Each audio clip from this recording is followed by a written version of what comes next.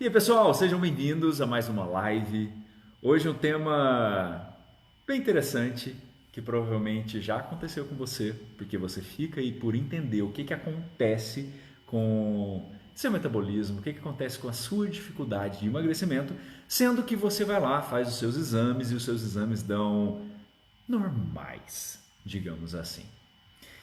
Então hoje o que nós vamos falar é: Doutor Renan, se meus exames laboratoriais estão bons, por que eu não emagreço?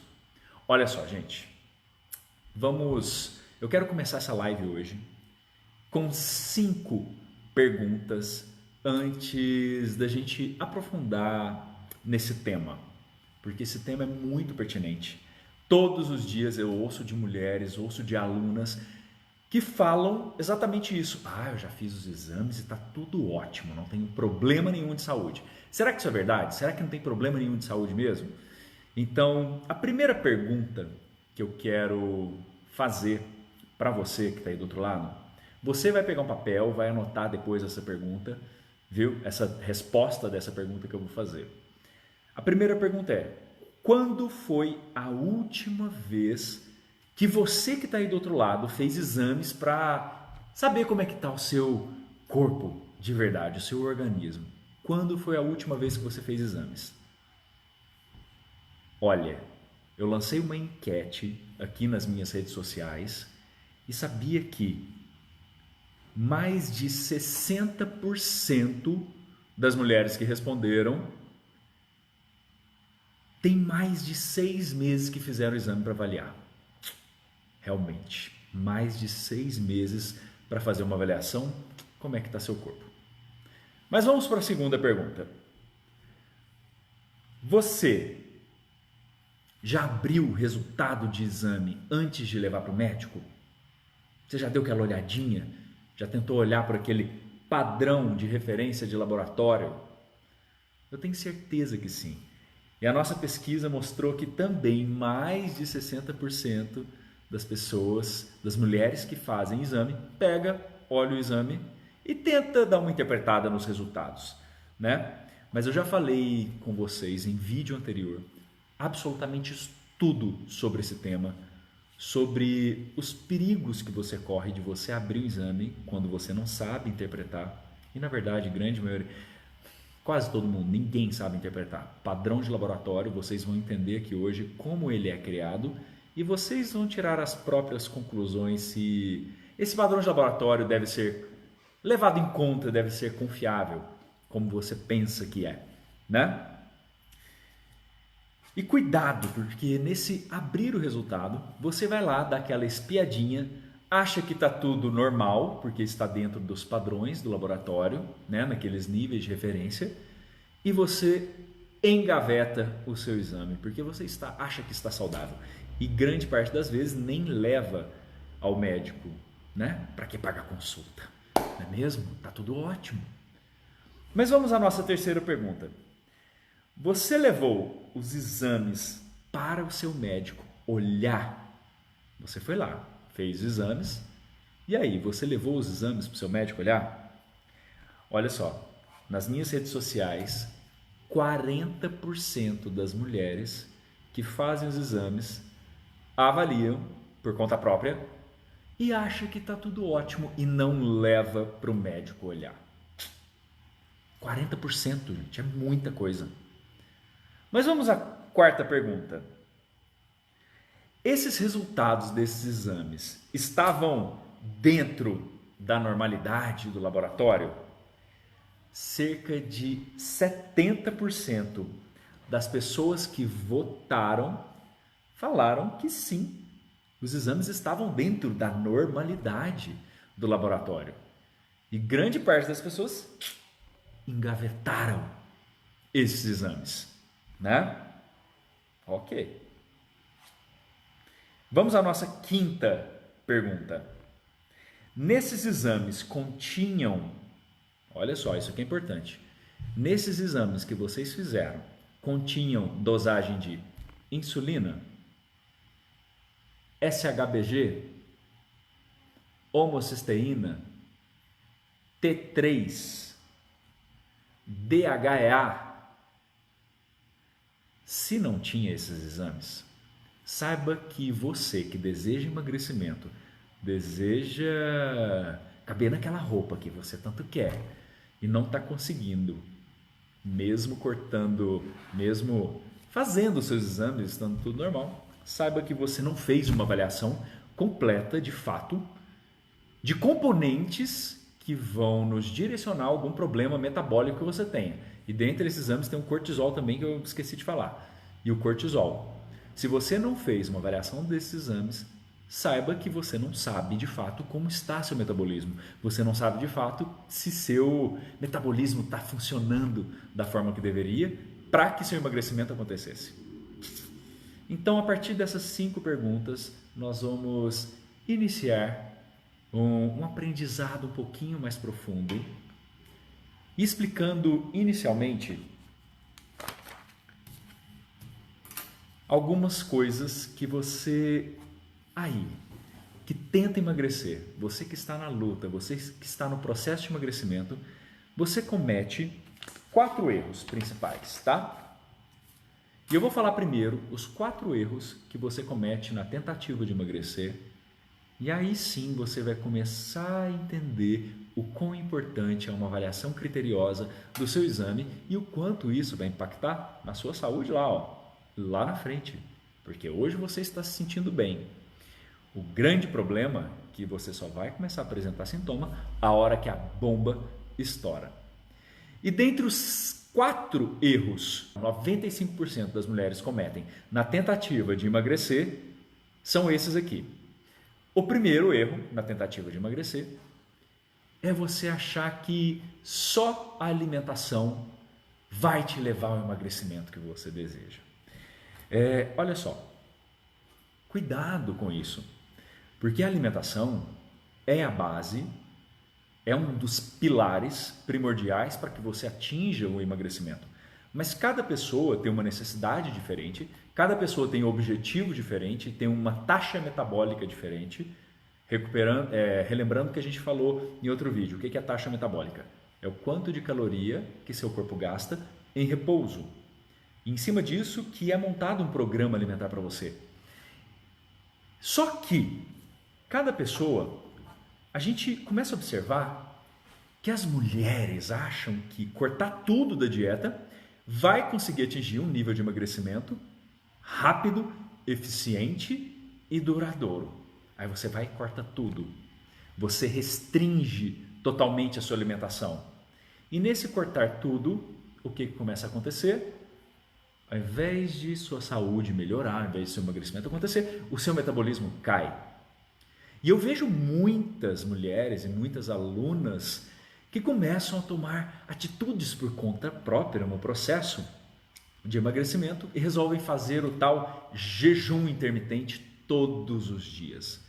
Jejum em períodos prolongados, todos os dias, por meses. Sabia que o jejum é uma estratégia incrível, mas que quando mal feito dessa forma que eu falei, o seu metabolismo cai. E ao invés de ajudar a sua saúde, você vai prejudicar. Então entenda de uma vez por todas, cuidado com esse erro, que é pensar que a alimentação vai te levar ao sucesso no emagrecimento e você fazendo por conta própria, cortando tudo. Esse é o primeiro erro que você comete na busca do emagrecimento. O segundo erro é utilizar remédios para emagrecimento. Isso mesmo, olha só. Por eu ser médico, e eu posso prescrever medicamento que eu quiser, tem muitas mulheres que me procuram por esse motivo. Chega para mim e fala: ai, doutor Renan, eu quero um remédio para emagrecer para resolver todos os meus problemas. Olha, o remédio, ele pode até te ajudar. Sim, remédio tem indicação, não sou contra o uso de medicamento, tá? O uso de medicação tem indicação, não pode ser utilizado para todo mundo e ele vai te ajudar no processo. Mas o que essas mulheres buscam é uma bengala. Não querem mudar seus hábitos, não querem introduzir atividade física, não querem mudar a alimentação da sua casa. não querem cuidar de todos os outros problemas metabólicos, só querem um remédio que faça milagres e que resolvam todos os problemas.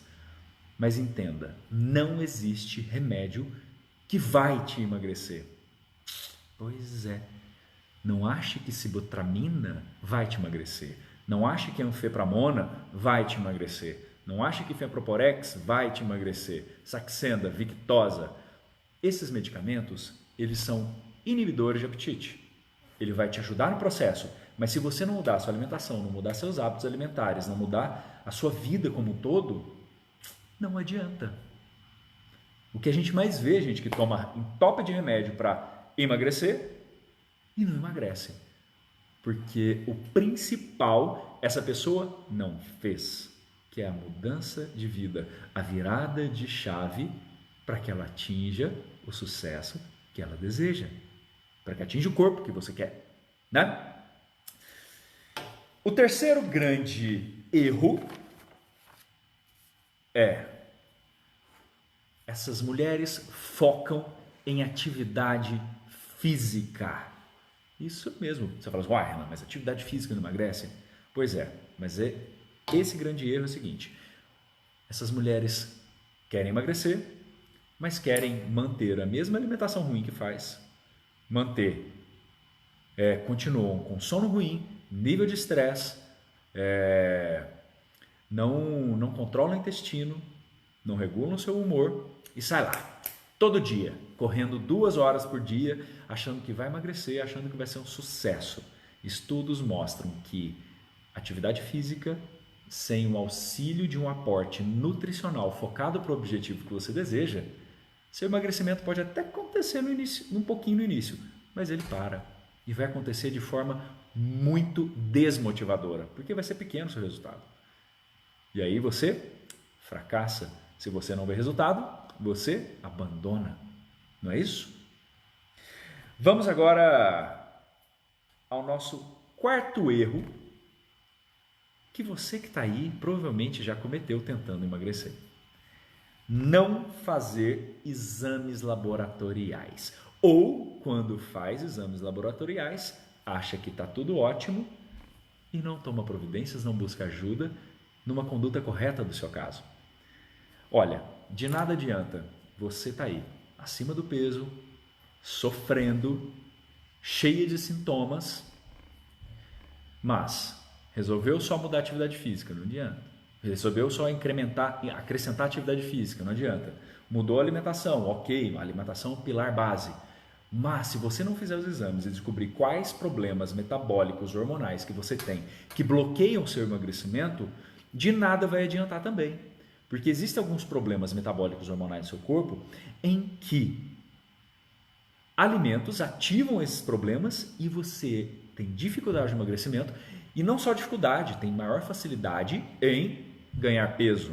Essas pessoas que não fazem exames, você identifica e normalmente, por exemplo, várias mulheres me procuram, chegam para mim e falam assim, ai doutor Renan, já tentei de tudo e já fui em todos os médicos, já fui em todos os nutricionistas e não tenho um resultado eficiente de emagrecimento. A primeira pergunta que eu faço é, quais exames você já fez? E a pessoa me responde, nenhum, doutor Renan. Aí eu quase caio de costa, né? Porque você está na busca de emagrecimento, você está em busca de saúde e não foi solicitado nenhum exame. Ou quando fala assim, eu fiz alguns, eu fiz um exame que eu fui fazer, isso é muito comum, gente. A pessoa tem que fazer um processo cirúrgico, aí vai lá, tem uns exames do anestesista. Eu levei os exames que eu fiz para anestesia, para o médico olhar e falou que está tudo ótimo. Mas o anestesista, ele não vai te pedir exames aprofundados a nível metabólico, nível hormonal, né? Você vai no ortopedista, não adianta. Ele não vai te pedir também esse tipo de exame. E assim como as outras áreas da medicina. Então você pode virar para mim e falar assim, Renan, eu faço exame, meu médico falou que está tudo bem. Mas será que esse médico solicitou o que importa para uma avaliação metabólica hormonal relacionado ao emagrecimento? Talvez não, porque não é a especialidade dele em grande maioria dos casos. Entendido? O que adianta você ir no neurologista? O que ele vai te pedir sobre emagrecimento? Ele vai focar no problema que você tem. Você vai no psiquiatra? Pior ainda, né? Então, cuidado achar que fiz o exame com algum outro profissional e está tudo ótimo relacionado ao meu metabolismo. Porque o buraco é mais embaixo, gente. Existem segredos, existe forma de análise e é isso que nós vamos falar aqui agora, tá? Então, olha só. Você vira para mim e fala, olha só, doutor Renan, fiz os meus exames e está tudo dentro do padrão de normalidade do laboratório.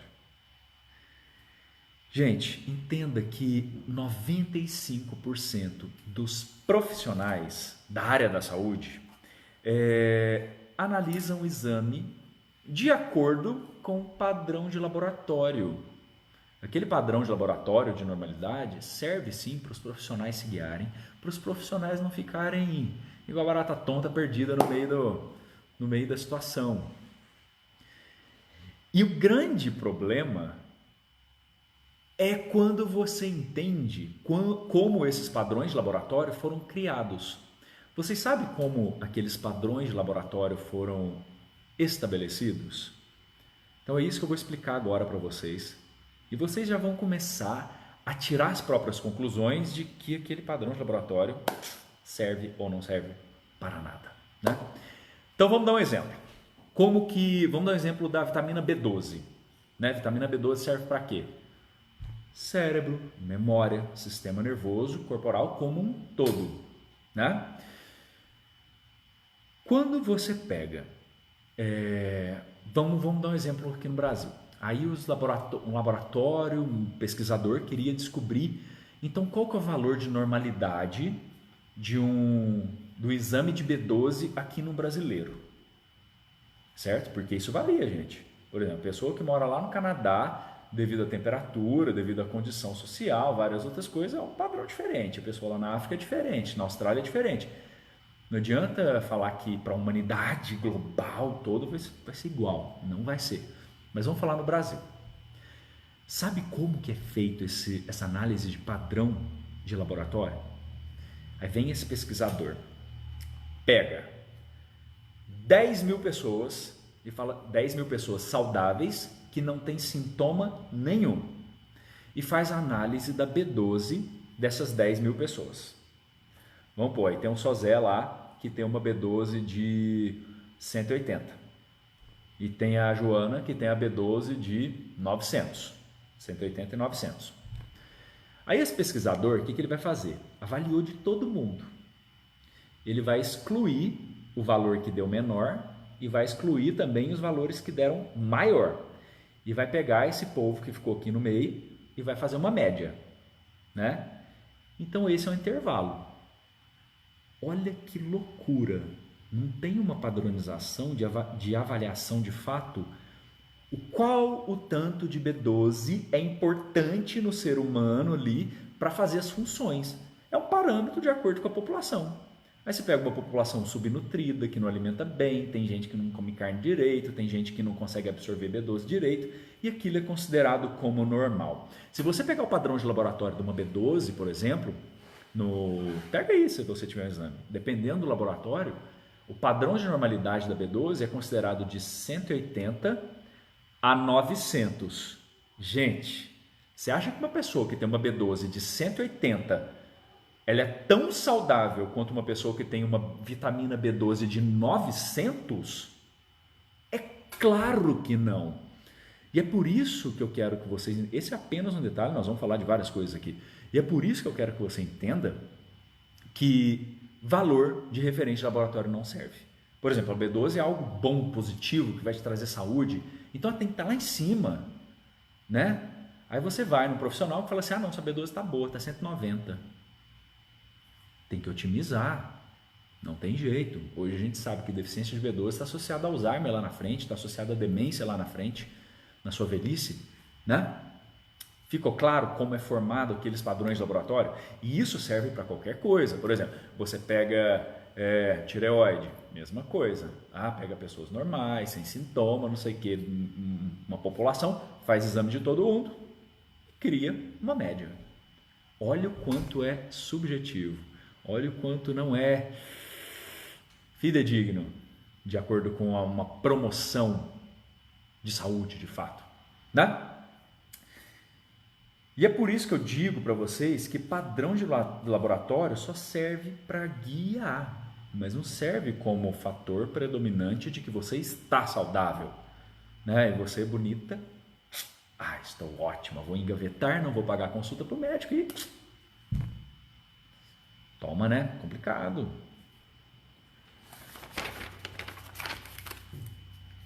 E aí, tem algumas questões também relacionadas à realização de exame, por exemplo, depende do horário que você colheu, alguns exames ali podem dar alterado, certo? Por exemplo, por isso que a gente pede em jejum, porque a gente tem uma noção de como estaria aqueles exames no período de jejum. Mas aí você vira e fala assim, eu estou trabalhando aqui de plantão, eu fiz um jejum até 2 da tarde. Aí você vai lá e me colhe exame 2 da tarde. Existem alguns exames, por exemplo, como o cortisol. Cortisol, interessante a gente dosar pela saliva, tá? A gente dosa de manhã, de tarde, de noite para fazer uma avaliação da curva desse cortisol para ver como está durante o dia esse hormônio. O cortisol é o hormônio do estresse que nós falamos, mas o cortisol é importantíssimo para energia e para várias funções metabólicas no seu corpo. Mas o cortisol, o pico dele, o horário que ele tem que estar mais alto, seria a hora que você acorda, ali por volta de 7 horas, 8 horas, dependendo. E aí você me dosa um cortisol 2 da tarde. Aí o médico vai olhar e fala, nossa, esse cortisol está terrível, está muito baixo. Você viu como o horário influencia? Vamos falar um pouquinho então da insulina. O que é a insulina, gente? Aquele hormônio que sobe quando a gente consome carboidratos.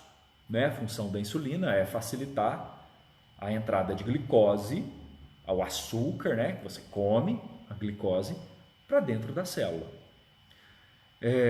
Quando a gente dosa a sua insulina de manhã, o ideal é que ela dê baixinho, porque você está de jejum, então não tem que estar produzindo insulina. E resistência e insulina, a gente sabe, já expliquei em outro vídeo para vocês, que insulina é anabólico.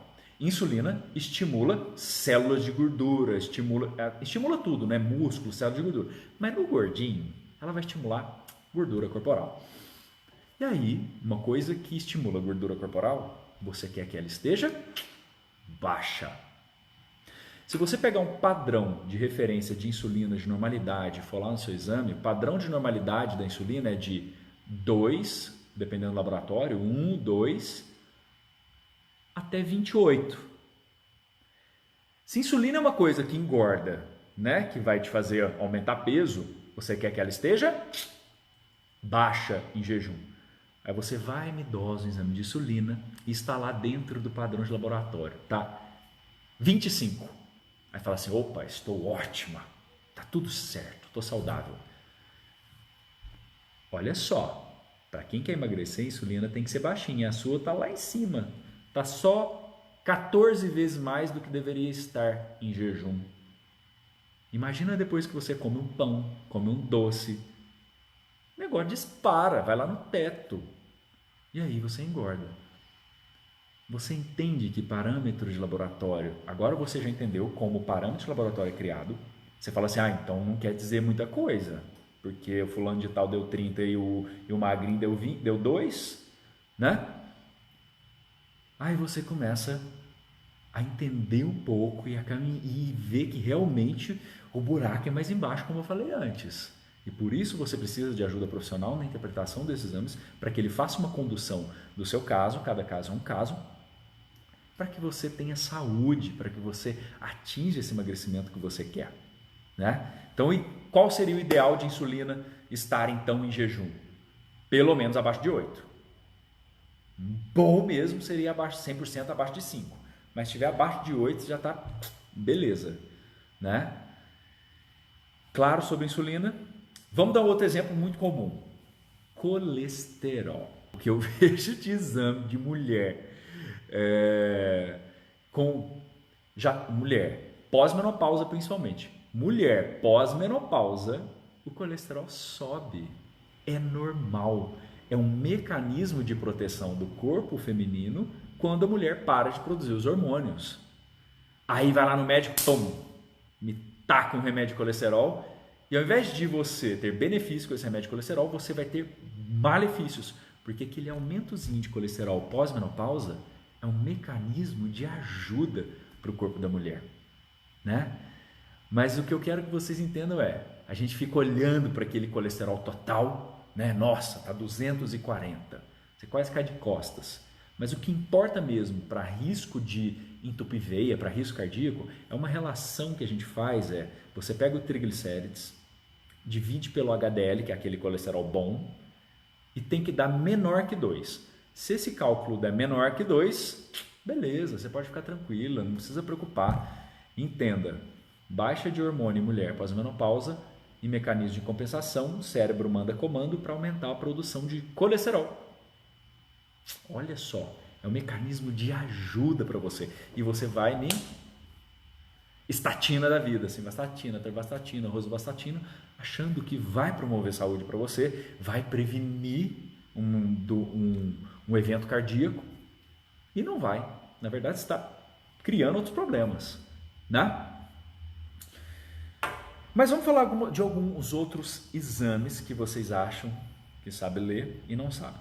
Então, o cortisol, que é aquele hormônio do estresse que eu já falei para vocês, de manhã ele tem que estar mais alto para você acordar bem, acordar com energia, acordar com disposição, e ao longo do dia ele vai caindo para que à noite você tenha sono.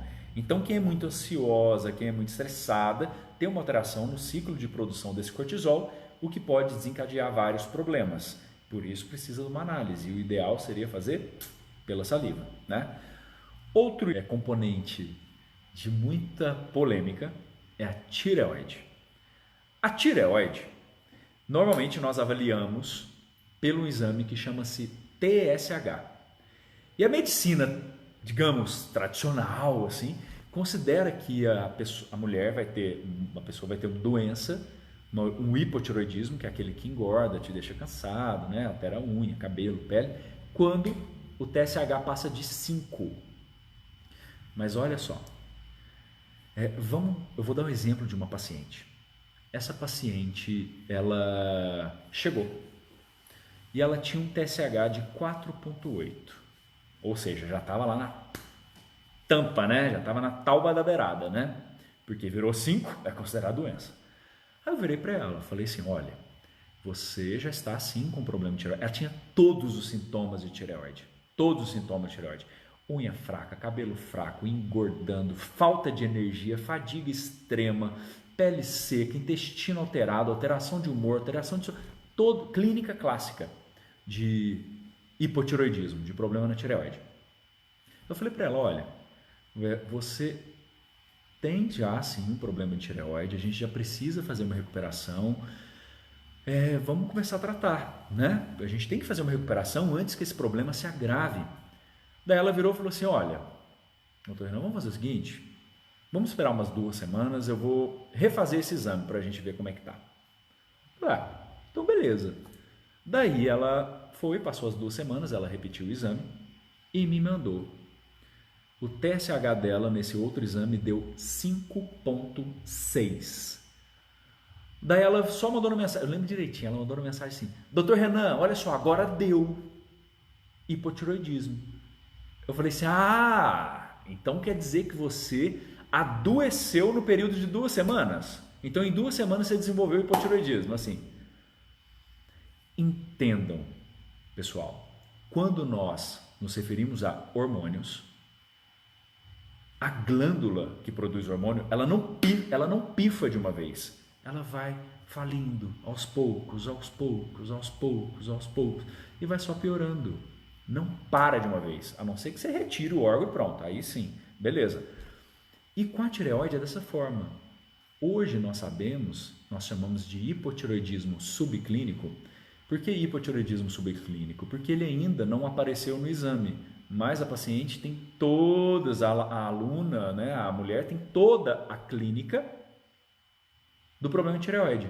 E nós sabemos hoje, existem estudos que mostram que um TSH acima de 2,5, 2,8, a sua tireoide já está em disfunção, ela já está em decadência de produção. E isso impacta totalmente na sua saúde, humor, enfim. Aí você acha que você está com depressão, vai e toma um remédio de depressão, sendo que seria apenas uma correção da sua tireoide. Entendido? Claro que a tireoide tem outros hormônios fundamentais que têm que ser avaliados, porque muitas das vezes, grande parte das vezes, o tal do TSH tá bom, tá normal. Mas tem um outro hormônio que as pessoas que os profissionais não dosam da tireoide, que chama-se T3. E o T3 é o que controla todo o metabolismo, energia, disposição, tudo. Só que lembra que eu falei para vocês que se você faz uma dieta, você corta tudo, faz aqueles períodos de jejum muito prolongados, pode diminuir a sua produção de T3 e o seu metabolismo cai. Então, por isso é importante avaliar o T3 da tireoide para entender como está esse hormônio, porque ele pode nos refletir algum outro problema que você tenha. Tudo no nosso corpo é interligado, gente. E outra fase, outro nível de avaliação de exame é quando você começa a entender as interconexões dos órgãos uns com os outros, porque um órgão nutre o outro, digamos assim. Se um entra em falência, o outro tem que trabalhar dobrado. Daí você começa a identificar onde um problema já está sobrecarregando o outro componente, que já está sobrecarregando o outro componente, e aí você faz uma regulação total desse sistema e você recupera a sua saúde. Vamos dar um exemplo. Por exemplo, existem 3 órgãos que andam juntos. Tireoide, né, que nós acabamos de falar. Pâncreas, o pâncreas produz quem? Insulina, que nós também já falamos. E adrenal. Adrenal é o órgão que produz cortisol. Olha que loucura, esses 3 órgãos produzem esses hormônios que estão relacionados à energia, metabolismo, emagrecimento, enfim. Quando um descompensa, os outros 2 tendem a trabalhar dobrado. E aí você não entende esse mecanismo. E aí o colega não entende como isso funciona. E ele trata isoladamente, ponto. E dependendo do problema que você tem, você não precisa tratar todo mundo. Você trata lá o que está pior, que os outros 2 vão se recuperar. E não precisa entrar com aquele mundo de coisa, mundo de remédio. Certo? Olha só. Então, agora que você entende sobre exames laboratoriais, agora que você entende como aqueles padrões de normalidade de laboratório são criados, você já consegue tirar as próprias conclusões de que se você deve ou não levar num profissional que vai te ajudar a interpretar isso, e que é muito mais complexo e grande parte dos profissionais não sabe interpretar. Eu te digo, 95% dos profissionais olham aquele padrão de laboratório. E eu não culpo eles, não. Eu culpo a nossa base de ensino médico. Porque lá na faculdade, nós aprendemos de forma muito superficial. Nós não aprendemos a interconexão dos órgãos, a interconexão de hormônios, todas as cascatas bioquímicas para interpretar um exame que você julga ser simples, um exame de rotina. O exame de rotina tem que ser lido, tem que ser calculado, tem que ser interpretado e tudo ligado ali dentro. E aí sim, depois de uma interpretação dessa, você pode ficar seguro. Entendido? Então, cuidado com esses padrões de normalidade, né? Lá na frente você pode ter um grande problema que poderia estar sendo prevenido hoje, certo? E eu quero agradecer a presença de todos vocês aqui nessa live, esse tema especial. E agora vocês têm uma outra visão de exames laboratoriais. Então, gente, muito obrigado pela presença de todos vocês aqui. Beijos.